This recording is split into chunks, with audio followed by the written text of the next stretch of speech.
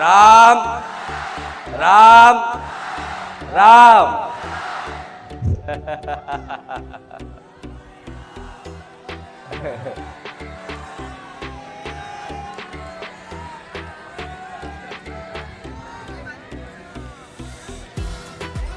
આજ રવિવારના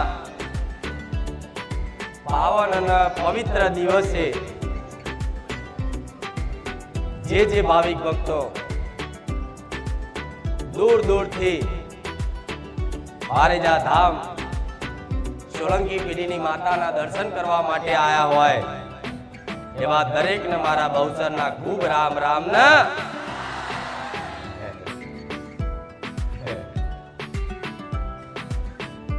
ખૂબ હરખ છે દરેક ભક્તોનો,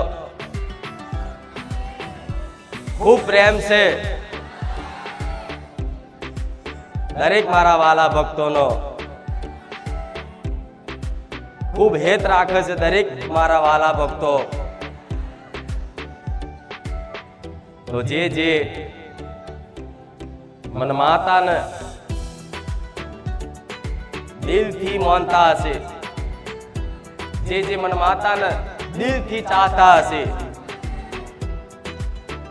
એવા મારા વાલા ભક્તોને મારા બહુચરના રામ. તમને રામ, તમારા હૃદયમાં બેઠેલી તમારી કુળદેવીને રામ, તમારા હૃદયમાં બેઠેલા તમારા આરાધ્ય દેવ ભગવાનને મારા બહુચરના ખૂબ રામ. કોઈની ચામુંડા, કોઈની મહાકાળી, કોઈની હરસિદ્ધિ, કોઈની આશાપુરા, કોઈની શક્તિ, કોઈની બુઢ ભવાની, કોઈની ઉમિયા, કોઈની હિંગળાજ, એવા દરેક વસ્તીની ભગવાન જેવી કુળદેવીને આજ રવિવારના દિવસના મારા બહુચરના રામ.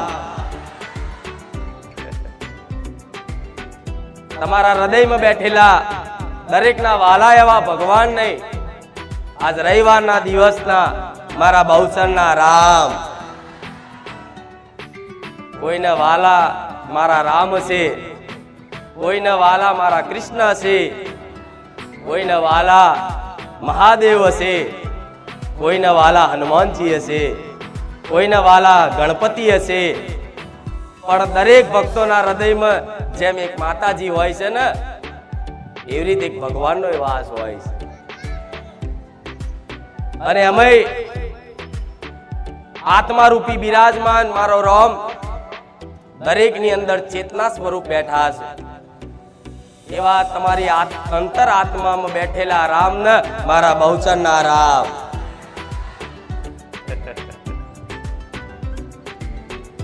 સ્મરણ કરી લો તમારી કુળદેવીને, સ્મરણ કરી લો એ તમારા મોનિતા ભગવાનને, અને એવી પ્રાર્થના કરો કે માં, હે ભગવાન, આજ બારેજા ધામ આયા છે ને તો સોલંકી પેઢીની બહુચર મેલેડીના ધામે આયા છે, કંઈક દુઃખનું સમાધાન લેવા માટે આયા છે.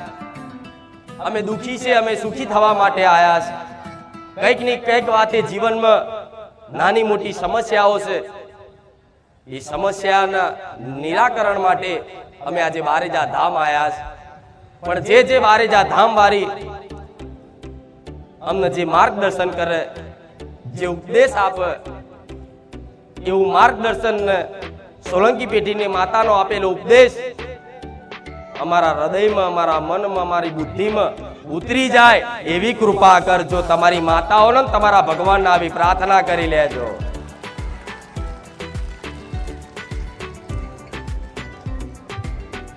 કેમ કે જે દુઃખનું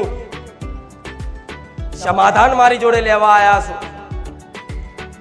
એ દુઃખ એક બે નહીં, અનંત દુઃખો છે. એક બે દુઃખ હોત તો એટલી કરુણામય માં બેઠીશું કે એક બે દુઃખ તો ખાલી મારા ઓંખના પલકારે જતા રહે. હું એ સોલંકી પેઢીની માતા હતી. અનંત દુઃખો છે, અલગ અલગ પરિવારમાં અલગ અલગ દુઃખો, એવા દુઃખો કે જે કોઈ કહી ના શકાય. કોઈને કહો તો એ દુઃખ નહીં, તમારી એ વેદના કોઈ સમજી ના કે એ દુઃખ ને લઈ અને સંસારમાં તમે બધી જગ્યાએ ફરો છો. પહેલા તો માણસો પોતાનું બળ વાપરી લે દુઃખ ને દૂર કરવા માટે, પણ પોતાના બળથી, પોતાની બુદ્ધિથી, પોતાના પરિશ્રમથી, પોતાની મહેનતથી જીવનમાં એ દુઃખ દૂર ના થાય ને ત્યારે માણસ નિરાશ થાય. અને નિરાશ થાય ત્યારે એને ભગવાન કે માતાજી હોંભરે કે કોઈ મારી દુઃખની વેદના સમજતું નહીં આ સંસારમાં, પણ કોઈ ભગવાન માતાજી હોય તો મારી આ વાત હોંભરી લેજો, મારી દુઃખની આ વાત હોંભરી લેજો. એ આશાથી, એ હેતુથી દરેક મંદિરોમાં, દરેક ધામે, દરેક ભક્તો, દરેક દુખિયારા દર્શન કરવા જતા હોય છે. પણ દર્શન તો એક ખાલી બહાનું છે, પણ દર્શન કરીને જેટલી માગણીઓ કરો છો ને તો હું માતા જાણું છું. જેવી જેવી માગણીઓ કરો છો એ હું માતા જાણું છું. ભલે કોઈ ના કહો, પણ કહેવાય છે માં અંતર્યામી કહેવાય, મનની વાત જાણવા વાળી કહેવાય, આત્માનું દુઃખ જાણવા વાળી કહેવાય.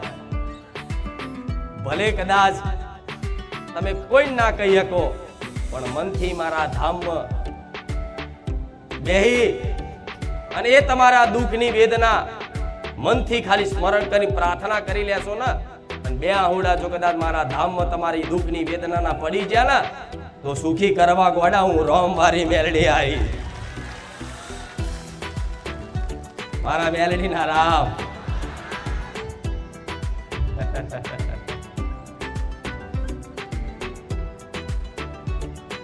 બહુ ભટક્યા, બહુ રખડ્યા,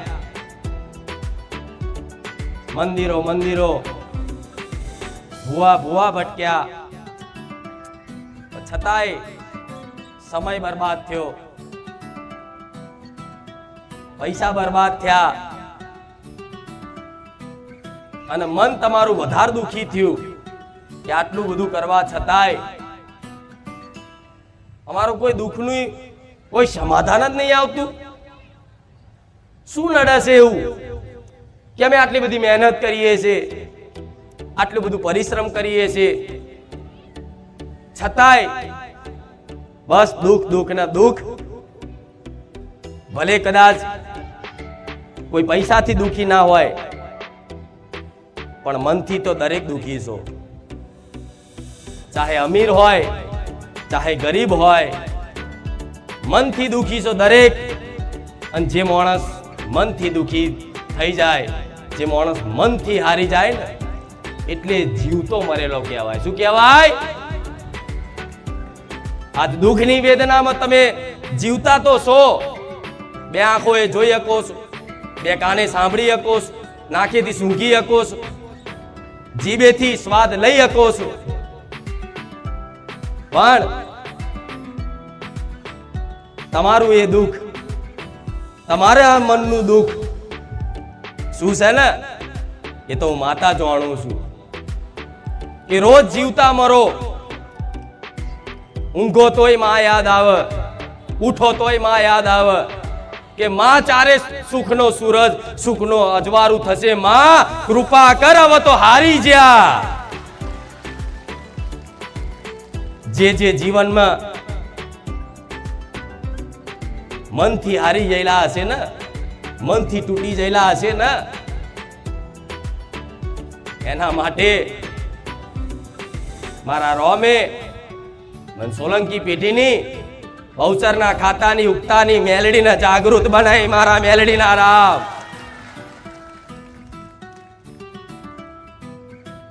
કે હારેલાને જીતાડું હે મેલડી, મરેલાને જીવન દાન આલું હે મેલડી. કદાચ મરવાનો છેલ્લો ઘડી હોય, કોઈ આરો કોઈ આશરો ના હોય, અને કોઈ ભક્ત ખાલી રડીને પોકાર કરીને કે હે માં ખુખાર મેલડી, જો તું જગતમાં બેઠી હોય અને લાખો દુખિયારાના દુઃખ દૂર કરતી હોય, તો માં આ સંસારનો આશરો નહીં રહ્યો, માં આજ પરિવારનો આશરો નહીં રહ્યો, માં કુટુંબનો આશરો નહીં રહ્યો, આ સમાજનો આશરો નહીં રહ્યો, આ કોઈ જગતના માણસોનો આશરો નહીં રહ્યો, પણ માં એક તારો આધાર ને એક તારો આશરો છે. માં મારી વારે આવજે. તો તોથી જ મારા મેલડીના અને મારા મેલડીના બકરાના કોણ ઊંચા થઈ જાય કે કઈ દિશામાં મારા ભક્તે મને યાદ કરી. તમે યાદ કરો, સ્મરણ કરો અંતરનાભીથી, અને સેકન્ડ પલવારમાં તમારી જોડે આઈને ઊભી થઈ જાઉં. એ ખુખાર મેલડી છું.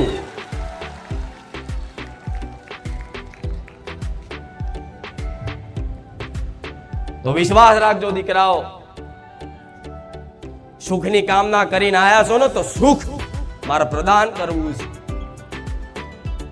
પણ સુખ કઈ રીતે આવશે એનો માર્ગદર્શન આલું છું. કેમ કે જો માતાજી બધા આશીર્વાદમાં બધાના દુઃખ મટાડ દે ને, તો ધરતી પર દાડે દાડે પાપ વધતું જાય. માણસો અહંકારમાં પોતાનું જ પતન કરતા જાય. એટલે જ કોઈ માતાજી ભગવાન એક વખત આશીર્વાદમાં જલ્દી દુઃખ દૂર નહીં કરતા. એનું મુખ્ય કારણ છે કે ભગવાને મનુષ્ય અવતાર આલ્યો, ધરતી પર જન્મ થયો તમારો, ત્યારથી જ ભગવાને દરેક માણસોને સ્વતંત્રતા આપી દીધી કે લો આ કર્મ ભૂમિ છે, આ જેવું કરશો એવું ફળ પ્રાપ્ત થશે. તો જેણે જેણે જીવનમાં જેવા જેવા કર્મો કર્યા એ પ્રમાણનું એના જીવનમાં સુખ દુઃખ આવતા જ્યાં છે. આ તમે દુખી છો તો માની લેજો કે કોઈ દેવ, કોઈ માતા, કોઈ ગ્રહો, કોઈ નક્ષત્રો નહીં નડતા. માં અમે સ્વીકારીએ છીએ, અમારા કર્મો નડે છે અમને. તો માને વાલું લાગશે કે કોઈ પણ ગુનો કરનાર ગુનેગાર પોલીસ સ્ટેશનમાં જઈ અને પોતાનો ગુનો કબૂલી લે ને, તોથી જ એના દંડા મારવાનું પોલીસ વાળા બંધ કરી દે કે કબૂલી લીધું. એવી રીતે કોઈ પણ ભગવાન માતાજીના દરબારમાં જાવ ને, તો ગોડા માગણીઓ કરવાની જરૂર નહીં. પોતાના કર્મોનો પસ્તાવો કરી લેજો કે માં તાર હુંથી બહુ ખોટા કર્મો થઈ ગયા, પણ હું જેવો છું એવો તારા શરણે આવ્યો છું, સ્વીકાર કરી લેજે.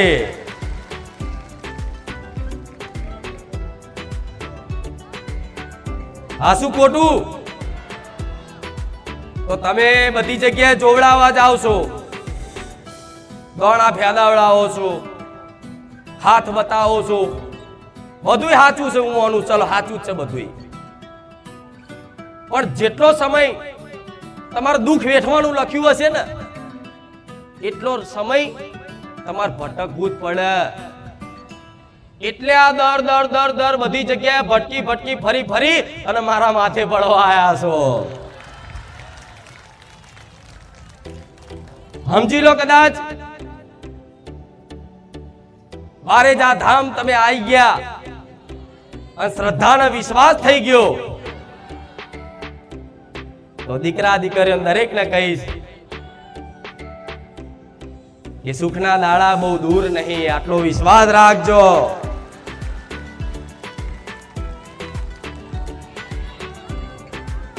જ્યારે ભગવાનની કૃપા થાય,